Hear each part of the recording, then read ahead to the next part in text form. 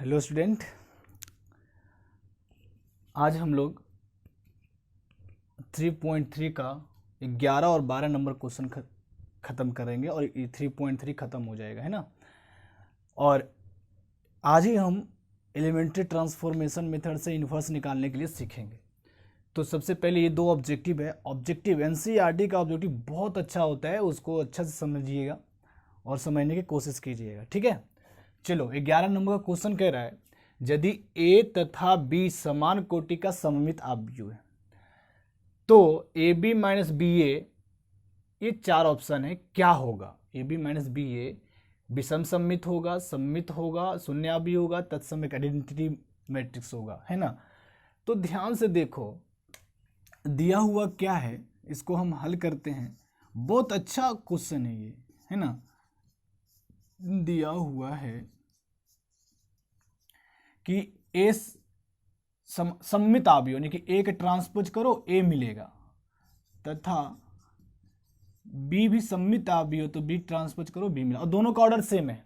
इसका भी order M N है तो इसका भी एम एन है, ठीक है। ध्यान से रखो, दोनों का ऑर्डर सेम है, इसलिए मैटर नहीं करता क्या हम लोग कर रहे हैं, ठीक है। दोनों का ऑर्डर सेम है और दोनों कैसा है तो सममित है। सममित के लिए मैंने बताया था कि ट्रांसपोज करो वही मैट्रिक्स आ जाएगा, है ना। ट्रांसपोज करो वही मैट्रिक्स आ जाएगा, तो सममित भी हो गया। तो कह रहा था अब ए बी माइनस बी ए कैसा है, तो अच्छा इसका हम ट्रांसपोज करते हैं ना, इसका हम ट्रांसपोज करेंगे। अगर प्लस में यही आ गया तो बोलेंगे सममित है, अगर यही माइनस में आ गया तो बोलेंगे हम लोग विषम सममित है। क्लियर, समझ में आ गया। चलो अब हम लोग प्रॉपर्टी देखे हैं कि a माइनस बी का dash a dash minus B dash होता है। उसी तरह से A B minus B A का डैश क्या होगा, यहां से ए बी का डैश माइनस बी ए का डैश। कंप्लीट हुआ यहां पर, ठीक है। मैंने तो प्रॉपर्टी पढ़ रखा था, क्या प्रॉपर्टी था अपना कि a माइनस बी का जो डैश है ए डैश माइनस बी डैश होता है। उसी तरह से ए की जगह पे इतना है और बी की जगह पे इतना है, तो क्या हो जाएगा ए डैश माइनस बी डैश हो गया, है ना। अब एक प्रॉपर्टी और पढ़े थे हम लोग, ए बी का डैश क्या पढ़े थे, बी डैश इंटू ए डैश पढ़े थे। ये तो प्रॉपर्टी को कंप्लीट होना चाहिए। यहाँ ए बी डैश है तो वही है, तो बी डैश इंटू ए डैश हो जाएगा, माइनस यहाँ पर क्या होगा ध्यान से समझो, बी ए डैश है तो क्या हो जाएगा यहाँ पर ए डैश इंटू बी डैश हो जाएगा। कंप्लीट है। अब ध्यान से यहां पे समझो कि बी डैश की जो वैल्यू है अपना बी है और ए डैश की जो वैल्यू है ए है, माइनस ए डैश की जो वैल्यू है ए है और बी डैश की वैल्यू क्या है बी है। तो यहां पर ध्यान से देखो, ऐसा ही कुछ है, जब अगर माइनस कॉमन ले लेंगे तो ए बी माइनस बी ए आएगा।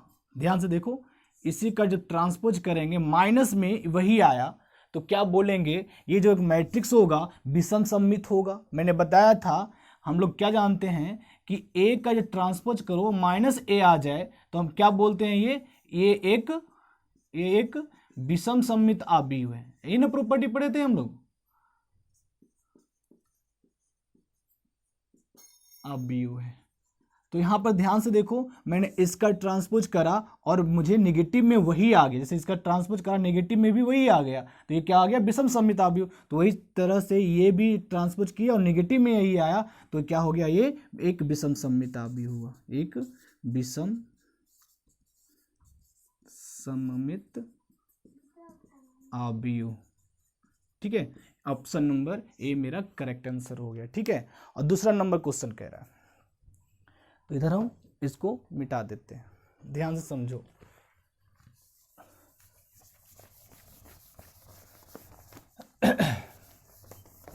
ग्यारह नंबर क्वेश्चन मैंने खत्म किया। 12 नंबर क्वेश्चन कह रहा है, समझने की कोशिश करो, बड़ा इजी है, ठीक है।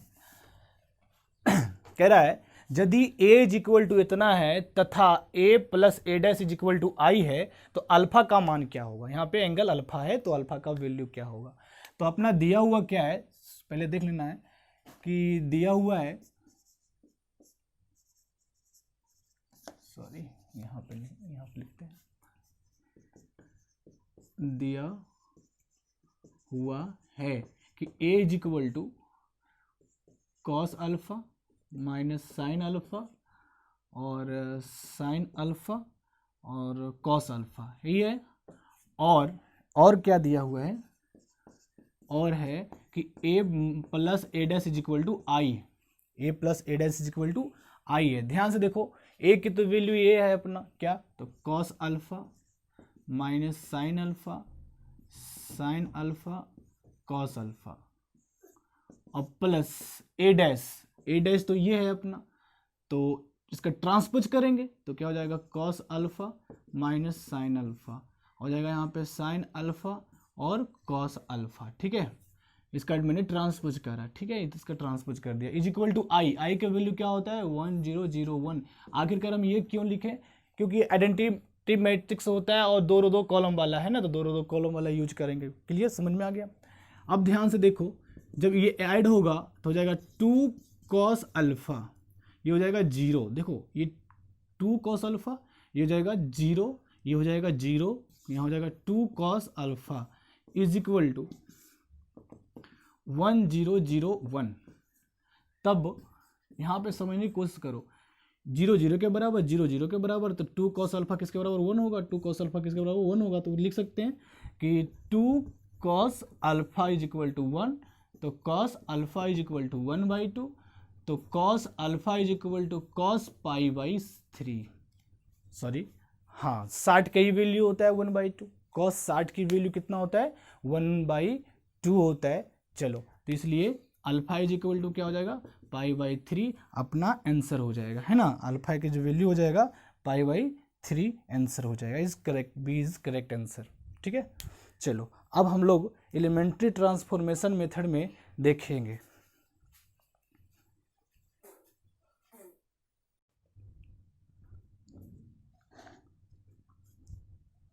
चलो यहाँ क्या है, अब मैंने 3.3 को ख़त्म किया, अब हम लोग पढ़ेंगे किसी मैट्रिक्स को इन्वर्स निकालना।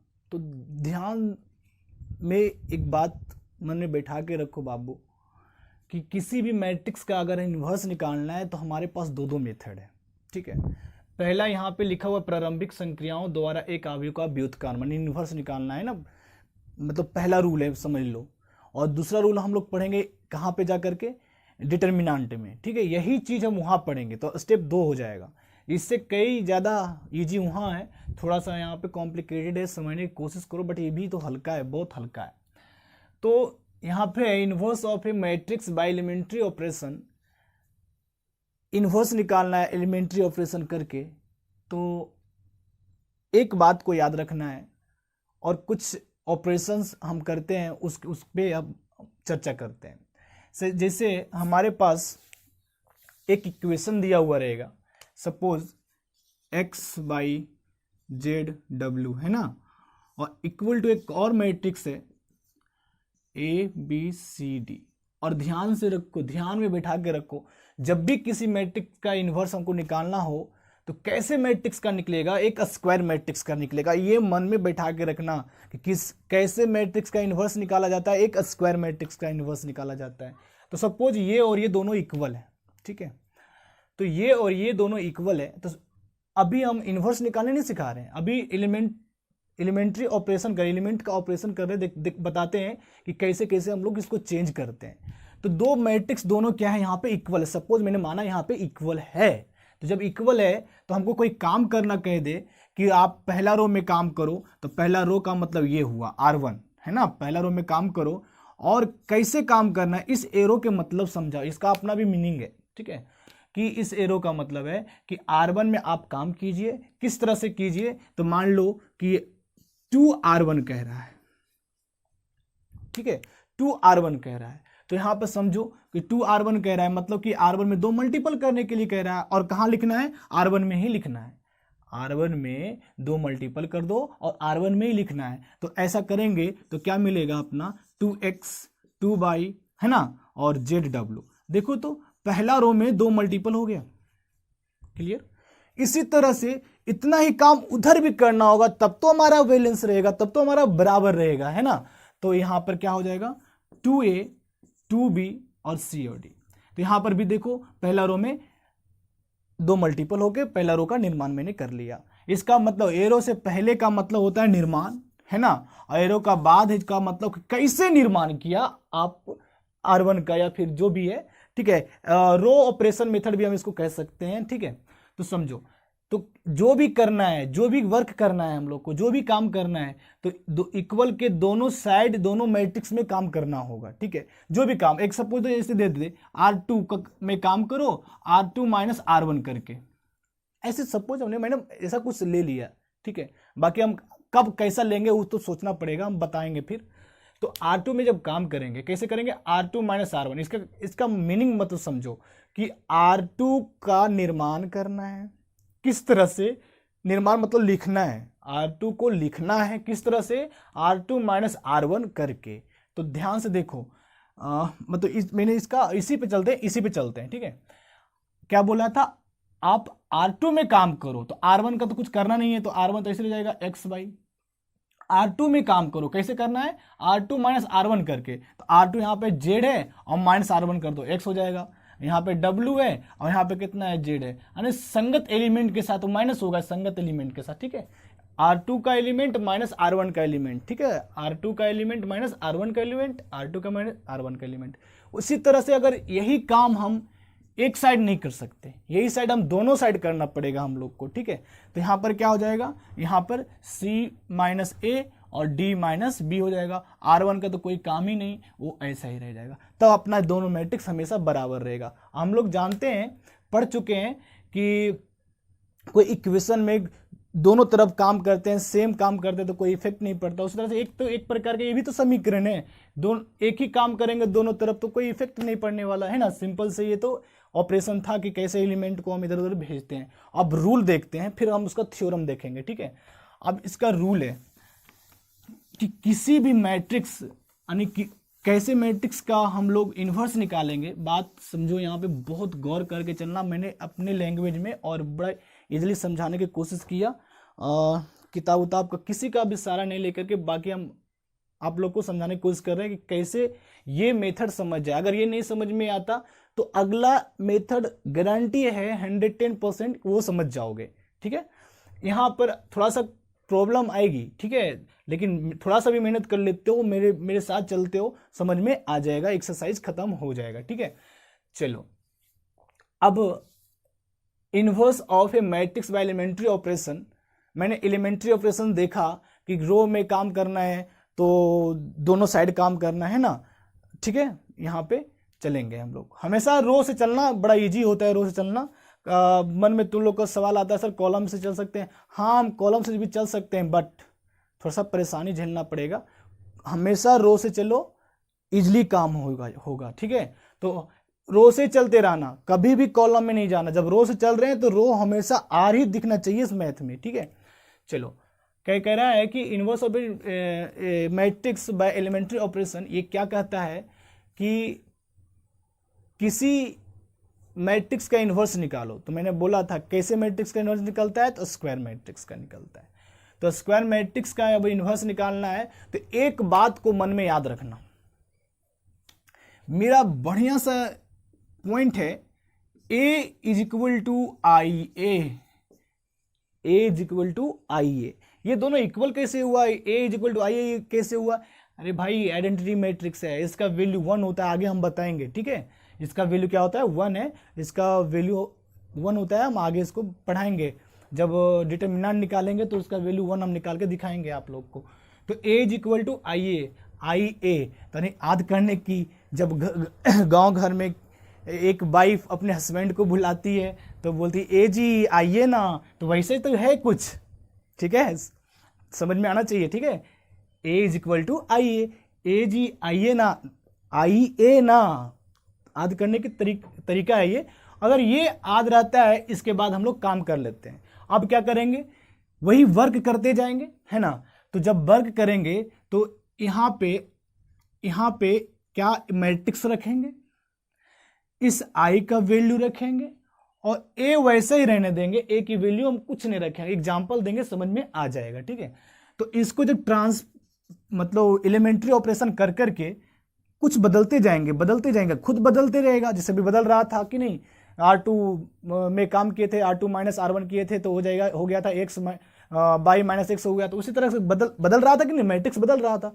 उसी तरह से जब ये सब बदलेगा, ठीक है, जब ये सब बदलेगा तो जब तक इसको हम आइडेंटिटी मैट्रिक्स ना बना लें तब तक हम छोड़ेंगे नहीं।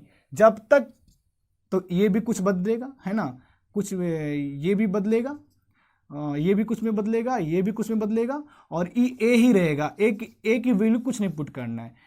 ए को एलिमेंट्री ऑपरेशन कर करके हम लोग को आई लाना है, रो एलिमेंट्री ऑपरेशन करना है, रो का ही काम कर करके हमको लेफ्ट साइड आई लाना है। और गारंटी है कि आई भी कुछ बदल जाएगा अपने चीज में। सोचो, दिमाग लगाओ, आई भी कुछ नए चीज में बदल जाएगा। ठीक है, यहां आई थोड़ा रहने वाला। जब ए को आई ले आया तो आई भी कुछ नई चीज में बदल जाएगा। तो सपोज मैंने मान लिया उसको बी में बदल गया, और ए को कुछ नहीं करना, ए वैसे ही रहने वाला है। ये क्या है, ये वैसा ही रहने वाला है। तो अब बताओ, तुम लोग को मल्टीप्लिकेटिव इनवर्स पढ़ा होगा 6 क्लास में, 8 क्लास में पढ़ा है कि 5 का इनवर्स पढ़ा है, मल्टीप्लिकेटिव इनवर्स। तो क्या होता है, 1/5 होगा, इनवर्स है ना, तो 5/1 का इनवर्स 1/5 होता है। उसको जब मल्टीपल कर देंगे बेटा तो कितना मिलेगा, 1 मिलेगा कि नहीं? क्लियर है? तो अब यदि दो मैट्रिक इन्वर्सेबल है, एक दूसरे का इन्वर्स है, एक दूसरे का इन्वर्स, देखो एक दूसरे का इन्वर्स है कि नहीं, अलजेब्रा का थोड़ा सा पॉइंट यहाँ पे सत्य हो जाता है। तो अलजेब्रा है 5/1 इंटू 1/5, जब मल्टीपल करेंगे तो 1 आ रहा है ना। उसी तरह से जब ये दोनों एक दूसरे का इन्वर्सेबल मैट्रिक्स है, ये दोनों एक दूसरे का इन्वर्सेबल मैट्रिक्स है, तो गुना करेंगे तो हम क्या आ जाएगा, आई आ जाएगा। यहाँ पे सोचो, जब ये दोनों इन्वर्स काहे नहीं होगा, जब ये दोनों को गुना करेंगे आई आ गया, तो इसका मतलब कह सकते हो कि ए इन्वर्स जो होगा वो बी होगा, तभी ना गुना करेंगे तो हमारा आई आ जाएगा। एक दूसरे का उल्टा है, गुना करेंगे हमारा आई आ जाएगा, आई मतलब 1 आ जाएगा, है ना। तो इसी तरह देखो ना, 5 का उल्टा 1 बटा 5 गुना करेंगे तो 1 आया था कि नहीं। उसी तरह से ए का उल्टा कौन, बी, गुना करेंगे तो क्या आ जाएगा, आई आ जाएगा। इस बात को ध्यान में रखते हुए काम करो ये, लेकिन बात को याद रखना, ये थ्योरम है, आगे हम बताएंगे कि ए इज इक्वल टू आई ए। ठीक है, चलो एक एग्जांपल देते हैं इसी पे, तो समझ बड़ा इजीली समझ में आ जाएगा।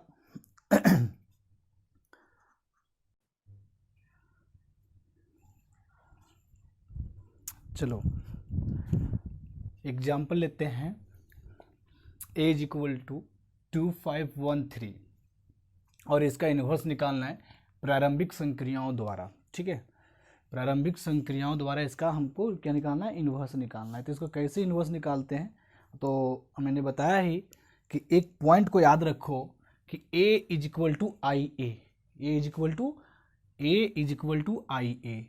तो a is equal to I A, तो a की जो वैल्यू होगा, a की जो वैल्यू होगा 2513 इज इक्वल टू आई का जो वैल्यू होगा 1001। और इस ए को कुछ मत करना, इस ए को ना ए ही रहने देना है। ठीक है, बात समझ में आना चाहिए। अब हम लोग एलिमेंट्री ऑपरेशन करेंगे, और इधर हम लोग लेफ्ट साइड हमको आई लाना है। ठीक है, एलिमेंट्री ऑपरेशन करके इधर आई लाना है। आई आने का मतलब क्या है, यहाँ 1 चाहिए, यहाँ 0 चाहिए, यहाँ 0 चाहिए, यहाँ 1 चाहिए, या ना चाहिए ना हम लोग को।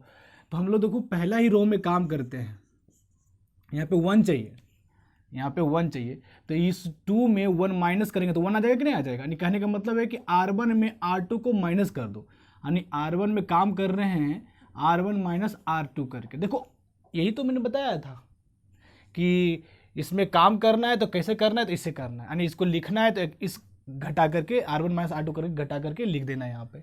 चलो आओ, R1 में काम करना तो इसमें लिखना होगा, कैसे लिखना है, तो R1 माइनस R2, यानी R1 माइनस R2, यानी 2 में से 1 गया तो 1 आएगा, 5 में से 3 गया तो 2 आएगा, और R2 को तो कुछ किए नहीं तो वो 1 3 ऐसे ही रह जाएगा। इक्वल टू जितना काम मैंने लेफ्ट साइड किया उतना काम राइट साइड भी करना पड़ेगा, तो मेरा इक्वल होगा। तो यहाँ पे देखो R1 में R2 को माइनस करेंगे तो 1 में से 0 गया तो 1 होगा, 0 में से 1 गया तो -1 होगा, और 0 1, R2 कुछ नहीं करना है, ऐसे ही रहने देना है। फिर ये हो गया, यहाँ पे 1, यहाँ पे 0, यहाँ पे 0, यहाँ पे 1 चाहिए। ठीक है, तो ध्यान से देखो बड़ा इजी है। अब हमको यहाँ पे 0 चाहिए, तो ई R2 में अगर इसको घटा दे R1 को तो यहाँ पे 0 नहीं आ जाएगा। तो हम काम करते हैं बाय R2 में काम करना है, कैसे करना है, R2 माइनस R1 करके, R2 माइनस R1 करके। तो यहाँ पर क्या होगा R1 तो ऐसे ही रह जाएगा। अब R2 में R1 को घटा करके लिखेंगे, R2 को लिखना है, कैसे लिखना है, R2 माइनस R1 करके लिखना है। तो R2 में R1 घटा दो तो यहाँ पे हो जाएगा 0 और 3 में से 2 जाएगा तो यहाँ पे हो जाएगा 1। क्या क्लियर हुआ? उसी तरह से इतना काम इधर किया उतना काम इधर भी करना पड़ेगा। तो ध्यान से देखो, अब R1 तो ऐसे रहेगा, R1 में तो कोई कहीं तो कुछ कर नहीं रहा तो 1 माइनस 1 रहेगा, है ना। अब R2 में काम कर रहा है, R2 में काम करना है R2 माइनस R1 करके, नहीं R2 माइनस R1 करके, तो 0 माइनस 1 तो माइनस 1 हो जाएगा, 1 माइनस माइनस 1 हो जाएगा तो प्लस 2 हो जाएगा। ध्यान से देख लो, यहाँ पे समझने वाली बात है। देखो 1 माइनस माइनस 1, 1 माइनस ये फिर R1 कितना है तो माइनस 1 है तो माइनस 1, तो क्या 1 प्लस 1 इज इक्वल टू 2 हो जाएगा कि नहीं हो जाएगा? यहाँ पे मैंने 2 लिखा है यहाँ। तो ध्यान से देखो 1, यहाँ पे 0 चाहिए, 0 1, सिर्फ यहाँ 0 चाहिए, बस एक ही बात यहाँ पे अब 0 चाहिए। तो यहाँ पे 0 कैसे आएगा?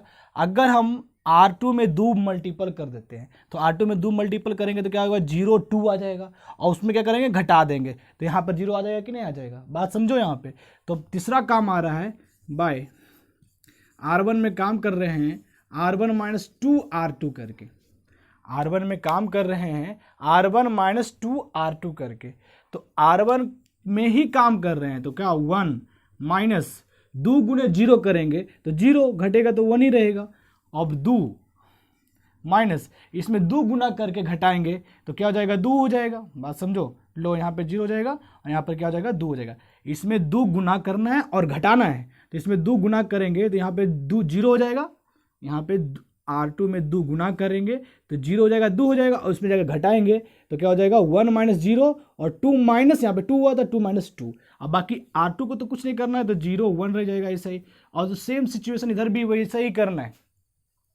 तो R1 में काम करना है 1 माइनस 2 R2 कितना था उसका सामने वाला, माइनस 1 था, और माइनस 1 फिर माइनस 1 फिर माइनस 2 इंटू R2 कितना यहाँ था 4। बाकी R2 को तो कुछ नहीं करना है, R2 तो ऐसा ही लिखा हुआ रहेगा, इंटू ए आ जाएगा। तो ध्यान से देखो मेरा आ जाएगा, यहाँ पे जो रिजल्ट आया है वहाँ पे 1 आ गया है, यहाँ पे 0 आ गया है, यहाँ पे 0 आ गया है, यहाँ पे 1 आ गया है, और इक्वल टू कितना आ गया, देखो यहाँ 1 प्लस 2 कितना हो जाएगा, 3 हो जाएगा। यहाँ पे कितना माइनस 1 और माइनस 4, माइनस 1 और माइनस 4, तो यहाँ पर हो जाएगा माइनस 5 और यहाँ हो जाएगा माइनस 1, यहाँ हो जाएगा 2। अब और इंटू ए, अब मैंने बताया था i इज इक्वल टू, यानी कि लेफ्ट साइड i आना चाहिए था, i देखो आ गया, और i को बदल के कुछ चीज में बदल जाता होगा तो देखो i मान लो b में बदला इंटू a, तो बताओ यहाँ से b इनवर्स a होगा, a इनवर्स b होगा। अतः कह सकते हो कि a inverse is equal to b, a inverse is equal to b। Invertible matrix है तब तो मल्टीपल होके i आया, एक दूसरे का उल्टा है तब तो गुना हो गया i आ गया, i मतलब 1, ठीक है। जैसे 5, अब 5 का उल्टा क्या है, 1/5 मल्टीपल कर कितना है 1, इसका मतलब क्या है b, a का उल्टा है तो a b का उल्टा है, तो a का उल्टा कौन है, b है, तो a इनवर्स का जो वैल्यू मिला b का जो वैल्यू है कौन है अपना, b का वैल्यू देखो ये है, यही अपना आंसर हो जाएगा 3 माइनस 5 माइनस 1 और 2, ये अपना a इनवर्स निकल गया। क्लियर? चलो आज इतना ही बाबू, थैंक यू। और नेक्स्ट इसका जो थ्योरम है मैं बताऊंगा, एक एक करके प्रूव करूंगा, 3 से 3 थ्योरम है, बहुत इंपॉर्टेंट है। चलो आज इतना ही बाबू, थैंक यू।